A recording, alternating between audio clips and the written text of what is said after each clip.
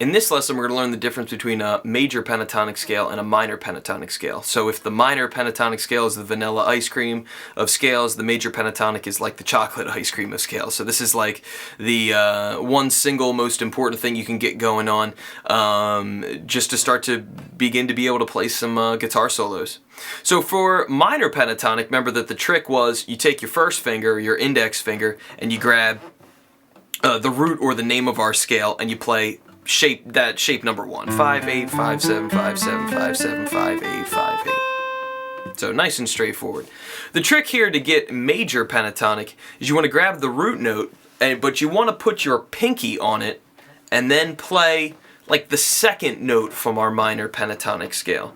So in the case of A, that's going to be 5, 2, 4, 2, 4, 2, 4, 2, 5, 2, and 5.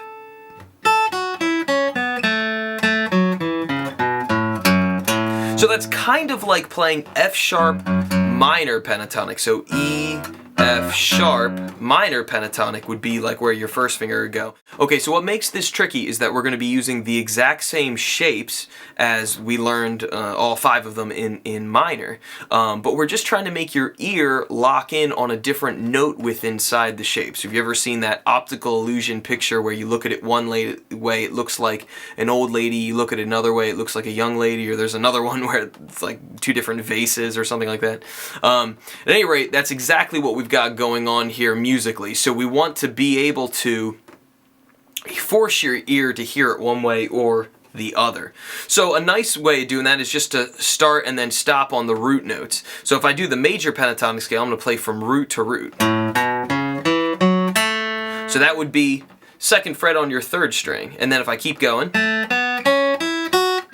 our next root note is up here on 5th fret on the 1st. And then I'll descend down.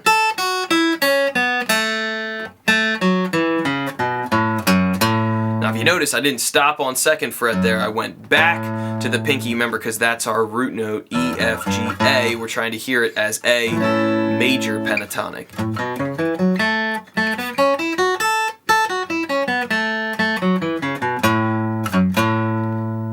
Then I'll do the same thing off a minor.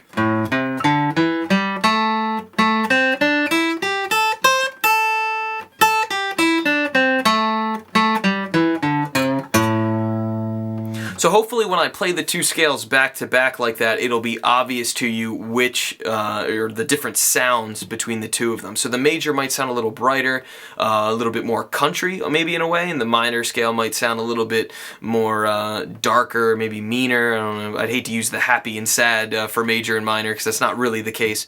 So those are the 2 most important scales to get going on to start soloing. Now what's cool about this is that if you have a major chord, say I'm playing an A major chord, a song that's in the key of A major, you have an option here. You could choose to color that in A major pentatonic,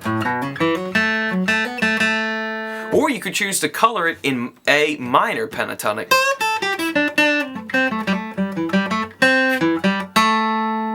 So you could go, either way would sound fine. So if you do it with the minor pentatonic over that major chord, gives you a really bluesy sort of a sound. That's really what blues is in its essence. It's both sort of major and minor at the exact same time. That's what makes blues really cool. So anytime you got a major chord, you've got that choice. Now where this gets even cooler is if you start going back and forth between the 2 different scales.